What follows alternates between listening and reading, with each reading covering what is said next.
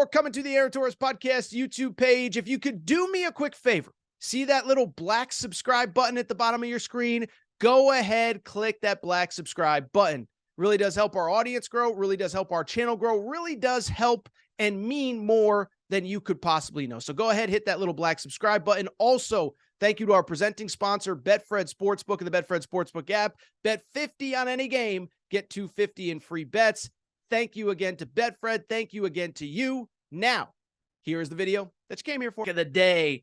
And the topic of the day, so I'll just tell you, we have done probably about 3 to 4 segments on off-the-field Georgia football stuff over the course of this offseason.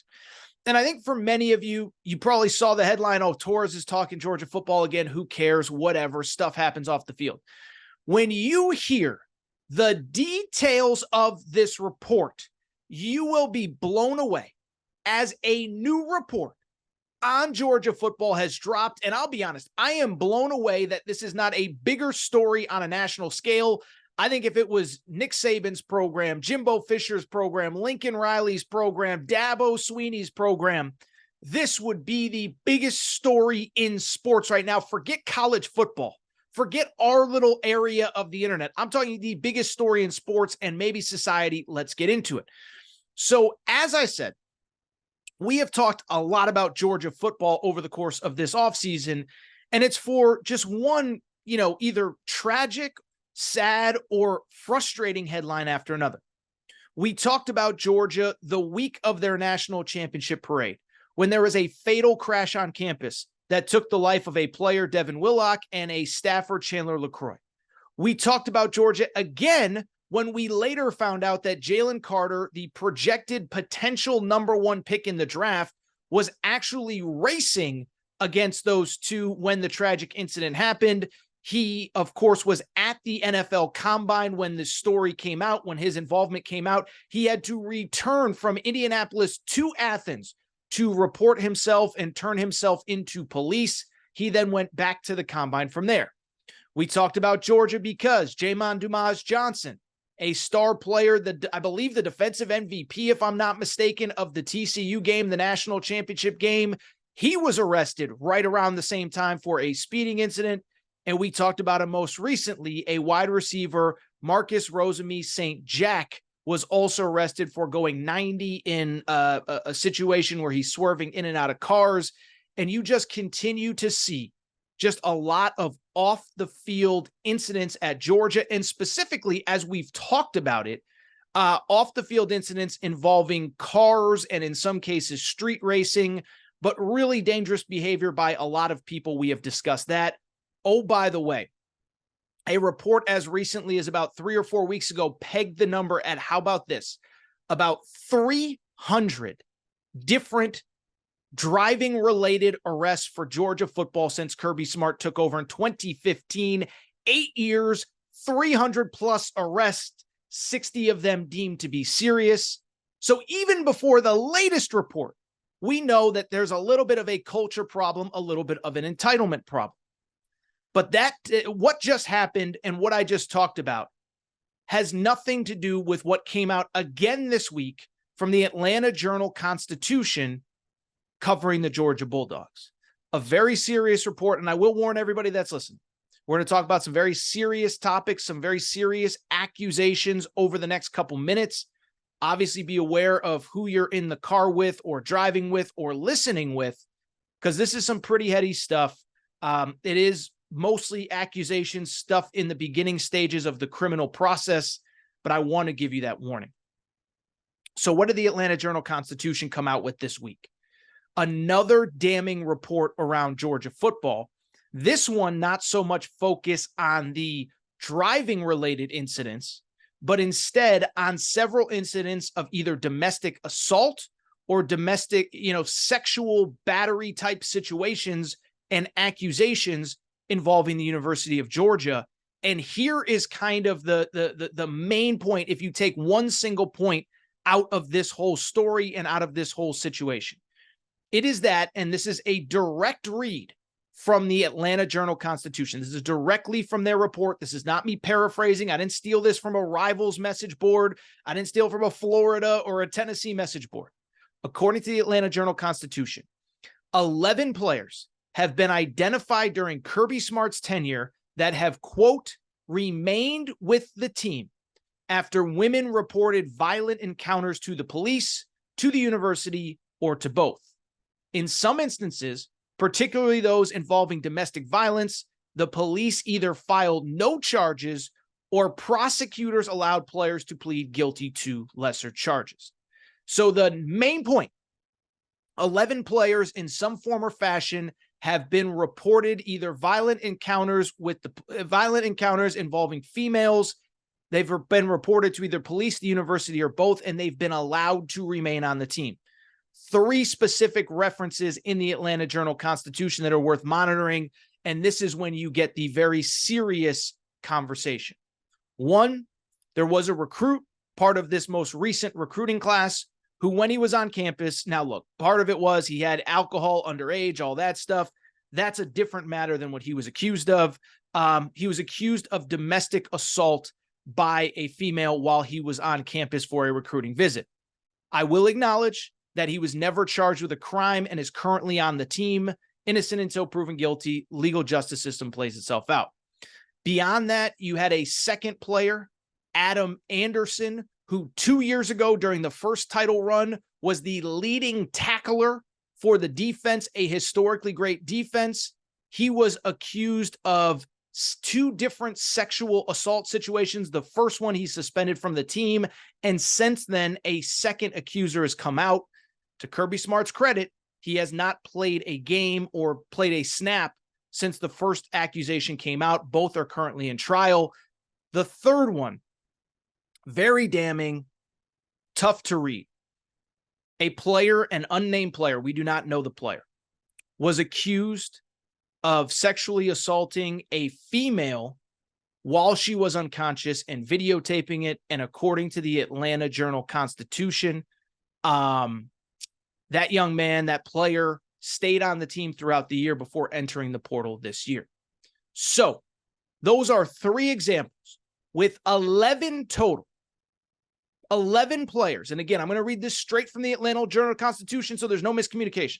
11 players have been identified during Kirby Smart's tenure that have remained with the team after women reported violent encounters to the police, the university, or both. In some instances, particularly those involving domestic violence, the police either filed no charges or prosecutors allowed players to plead guilty to lesser charges, to which I say 11 players allowed to stay on the team while being investigated for these allegations. 300 plus driving violations, 60 of which were serious, 1 of which was fatal. At some point, I'm sorry. This is a bad look, and this is bad news for Kirby Smart. Now, before I get into it, let me clarify a couple things. 1, yes, I understand how the criminal justice system works. I understand innocent until proven guilty, and every young man, every young woman in this country deserves a day in court, deserves a day to, share their version of events. And I also understand that some of these charges were ultimately dropped or they were pled down, and that just because you have 300 incidences of driving, it doesn't mean that all of them were terrible. Some of them were minor. And even with the sexual assault or domestic violence, again, innocent until proven guilty, and some, again, were either pled down or whatever. So that's worth acknowledging. It's worth acknowledging, again, that the recruit, the player that I mentioned a minute ago, Jamal Jarrett, again, he was never charged with a crime, so that is worth noting. And again, Adam Anderson, 2 accusations of sexual assault, has never played for Georgia since the incident. So I want to be fair, I want to be honest, but I also want to say this. When you talk about 300 plus driving related offenses, when you talk about 1 player after another being allowed to stay on the team during crazy instances, and more importantly, even with the non-super, even for some of the minor stuff, the fact that these players are largely going unpunished in the community and more importantly in football, I'm sorry. But for the first time, I am ready to say, Kirby Smart, you got to answer some tough questions. If you've listened to any of these segments, I have said, you can't blame Kirby Smart for everything. He's the head coach. How can he be accountable for 85 guys when they leave the facility? Well, guess what? I'm saying it right now. Kirby Smart needs to have his feet held to the fire, and people need to ask him tough questions. First of all, I'll say this. Like I just said, I understand the concept of innocent until proven guilty.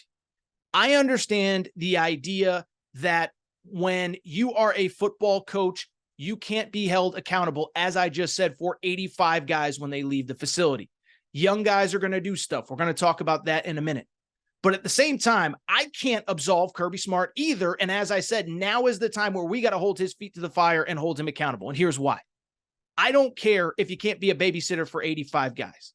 You are paid $10.5 million a year to be in charge of this football program. And as they say, with great expectation comes great responsibility. With great power comes great responsibility. And right now, Kirby Smart is very clearly handling that responsibility between the white lines. He is not handling that responsibility outside of the white lines. By the way, these are the same things I said with Nate Oates, with Brandon Miller. I've always liked Nate Oates. I've always given him credit. But the fact is, when you bring a guy, or in the case of Nate Oates or Kirby Smart or whomever, when you bring guys on campus, I understand you can't be with them 24 hours a day, but you have to hold yourself accountable, and you have to hold them accountable for a basic level of human decency. And this is the part where I think Kirby Smart is failing. Remember, it's a two-way street in recruiting. Remember, when he goes into those homes, he promises that he is going to take care of individuals, mothers and daughters, or fathers and mothers' sons. I'm going to take care of them. I'm going to turn them into a man, all that good stuff. Well, here's the other thing about Kirby Smart. Again, you're paid $10.5 million a year. You are the face of this organization, for lack of a better term. And let me also say this. For the millionth time, I get you can't be with everybody 24 hours a day, but you have to be responsible for who you're bringing into the community. And right now, it's clear that he's either not bringing the right people into the community or not holding them to a high enough standard, which brings me to the second point. This is where I think Kirby Smart has failed, is that in most cases, not all, but in most cases, it does not appear as though these players are being held accountable at all in terms of football discretion. Kirby Smart has famously said many times, that punishment is handled internally. That punishment is handled internally. We're handling that internally. Well, how about this? I'll just give you one example of many that I could come up with. One example of many that I could come up with. Last year, Kenny McIntosh, leading rusher for Georgia. You may remember that name, late round pick of the Seattle Seahawks. I believe he was a late round pick. Did you know that Kenny McIntosh in 2022, and I'm not speaking about him as a person or a character, or he's a good person or a bad person. I'm just stating a fact. In 2022, he got in a high-speed crash that sent an Uber driver to the hospital per the Atlanta Journal-Constitution. I'm not making this up. You can Google it per the AJC. A crash that sent an Uber driver to the hospital. A crash that was so violent that 2 tires flew off of the car that he hit. These are not my opinions. This is according to the Atlanta Journal-Constitution, okay? Do you know that Kenny McIntosh did not miss a game for that incident? He played in 15 of 16 games, or 14 of 15 games last year on the way to Georgia's national championship. The only game he missed was the middle of the season.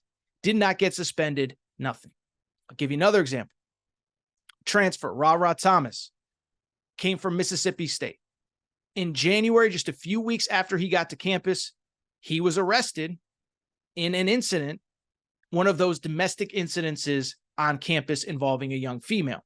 He was initially charged with several crimes, including felony false imprisonment. In time, he was able to get out of those charges. Eventually, he was put into a pretrial diversion program. No further punishment. Again, I'll let the legal justice system say whether or not he should have been punished beyond that. That's not my space to say. What I will say, you know who was on the field for spring practice? Ra Thomas. This after facing felony charges a few weeks before. And so I could go on, but you can't tell me that Kirby Smart has zero culpability when he is bringing these individuals into campus, into town, and allowing them to behave the way that they are. And oh, by the way, if there's other things at play, law enforcement, this, that it still falls under Kirby Smart's purview, in my opinion, because ultimately he is the one deciding who is fit to be a Georgia Bulldog and who isn't.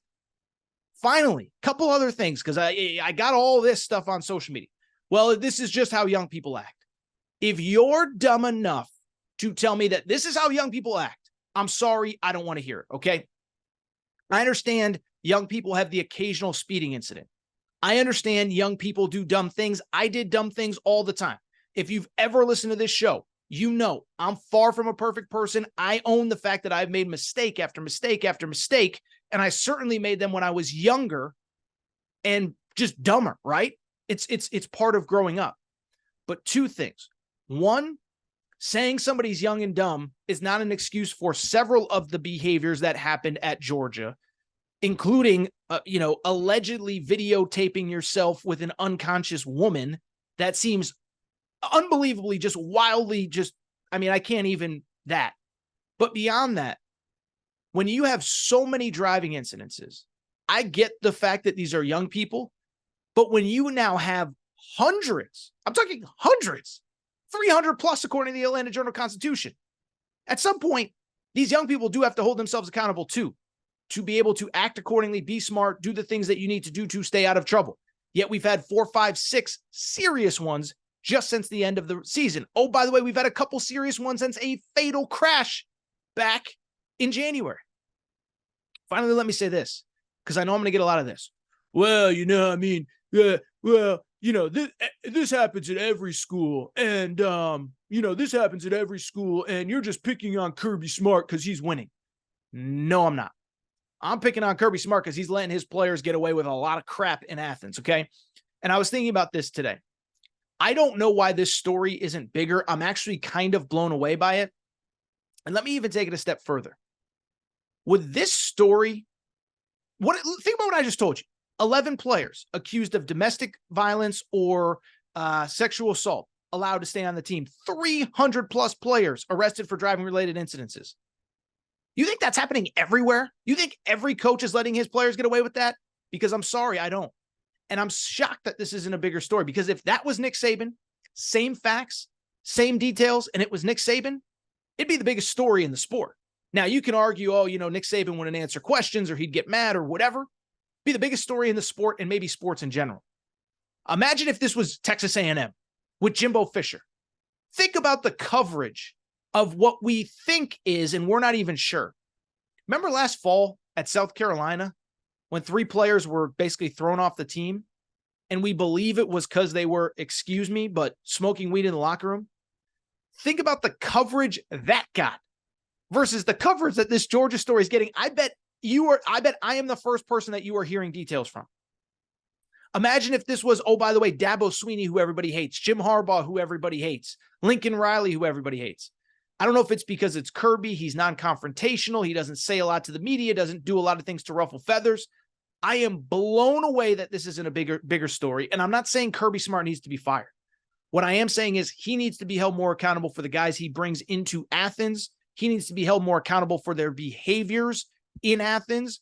And God forbid, if they do something as bad as some of these accusations, at the very least, remove them from the program until things get solved. But there's some really bad stuff, some really bad accusations. And I think I've made my point.